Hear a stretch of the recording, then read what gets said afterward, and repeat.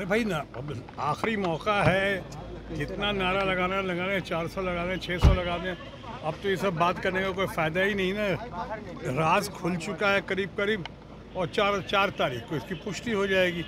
4 तारीख के पहले किसी का कुछ कहना अभी तो व्यर्थ है, या फ्रस्ट्रेशन की निशानी है बहुत लोगों के लिए जो ऐसी बातें कर रहे हैं। मैं इस मामले पे अब कुछ नहीं कह सकता हूँ। आज चुनाव प्रचार की आखिरी शाम थी, इस बार ख़त्म करके मैं भी कलकत्ता से आ रहा हूँ। बहुत सारे लोग जगह जगह से आज करके आ रहे हैं, क्योंकि मेरा वोट पटना में है और मैं हर साल हमेशा जब ज़रूरत होती है वोट देने आता हूँ और पटना ज़रूर आता हूँ। तो अभी आपके सामने गया था, चुनाव प्रचार ख़त्म करके सिर्फ पटना आया हूँ अपना वोट डालने के लिए, अपने कर्तव्य का पालन करने के लिए। हर किसी को वोट डालना चाहिए, और उसी सिलसिले में उसी कड़ी में मैं सामने हूँ यहाँ पे। अब बाकी जो बातें करूँगा वो 4 तारीख के बाद ही करूँगा। सर, तो अब आखिरी चरण का चुनाव है, क्या लगता है सर? नहीं, मैं तो बोल चुका हूँ, अपनी राय रख चुका हूँ हर जगह।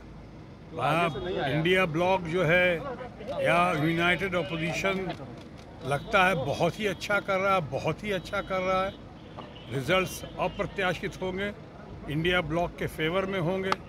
एक तरफ यहाँ कह रहा हूँ, ये भी हमने कहा है कि ममता जी का, और आज जो बंगाल में जो आज उनकी लहर है, पूरे देश में सबसे ज़्यादा सबसे बड़ा मतदान अगर कहीं हुआ है तो बंगाल में हुआ है। 78% 80% को टच कर रहा है।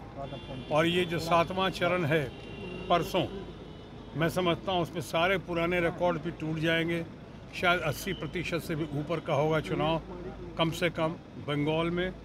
उस बिना पर मैं कह सकता हूँ कि ममता जी इस बार बिल्कुल स्वीप करेंगी, और इस चुनाव के बाद जो केंद्र का चुनाव है, इंडिया ब्लॉक की मैसिव विक्ट्री के बाद मुझे पूरा विश्वास है कि ममता जी एक गेम चेंजर बनकर सामने उभर कर आएंगी। सर, इंडिया कह रही है कि बंगाल में भी इस पर 0 पर आउट हो जाएंगे। भाई वो कुछ भी कह सकते हैं, उनको तो अभी कहने के अलावा कुछ है नहीं, किया तो कुछ है नहीं उन लोगों ने। अनफॉर्चुनेटली इतना मौका मिला, वो प्राइस राइज पे बात नहीं करते हैं, बेरोज़गारी पे बात नहीं करते हैं, डॉलर पेट्रोल की कीमत जो आसमान को छू रही है उस पर बात नहीं करते हैं, रुपए की कीमत इतनी गिर गई है उस पर बात नहीं करते हैं। किसानों को कहा था उन्होंने 2022 तक कि आमदनी डबल हो जाएगी, वो नहीं कर पाए। सिंगल आमदनी के भी लाले पड़े में, उस पर बात नहीं कर रहे हैं। लोगों को आवास देने की बात की थी, वो नहीं हुआ। सारी गारंटी फेल हो गई। तो हम नई गारंटी लेकर आए हैं सामने, जिस पे आज कोई विश्वास नहीं कर रहा है, इसलिए कि मेरे मित्र जो हैं आज भारतीय जनता पार्टी और एनडीए की, वो अपनी पूरी विश्वसनीयता खो चुके हैं, क्रेडिबिलिटी खो चुके हैं। तो लोग कोई विश्वास नहीं कर रहा। पुरानी एक गारंटी पूरी हुई नहीं और नई गारंटी लेकर आप सामने आ रहे हैं, किसको मूर्ख बनाने की कोशिश कर रहे हैं।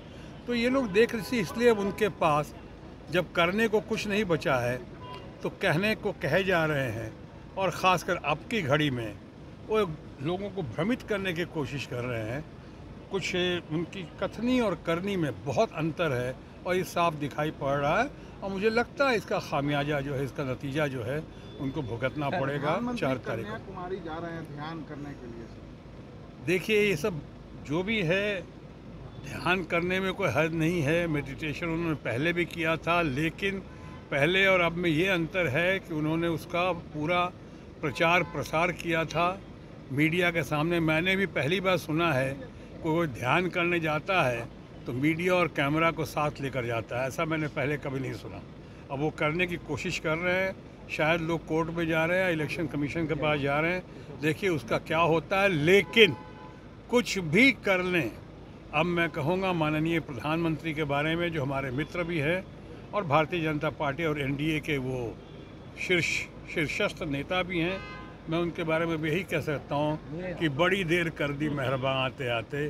10 साल में अगर कुछ किया होता तो ये सब करने की ज़रूरत नहीं पड़ती, इतने सारे हथकंडे अपनाने की ज़रूरत नहीं पड़ती। मैंने अभी कहा कि अपनी विश्वसनीयता खो चुकी है हमारी एनडीए और उनके दोस्त बीजेपी के फ्रेंड्स।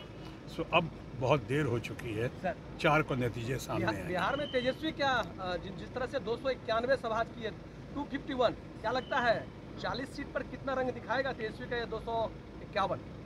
नहीं, तेजस्वी से लोगों को बहुत उम्मीदें हैं। तेजस्वी बहुत अच्छा कर रहे हैं, और तेजस्वी ने जो काम किया है, मैं समझता हूँ उसका बहुत अच्छा परिणाम मिलेगा।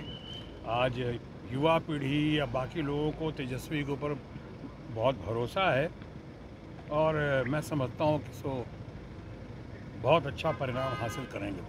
पटना साहिब से फिर से एक बार रविशंकर प्रसाद है जी, पटना साहिब से रविशंकर प्रसाद अब है। देखिए चुनाव प्रचार की शाम खत्म हो चुकी है। अब सबको हमारी शुभकामना और शुभाशीष है। धन्यवाद। Thank you sir.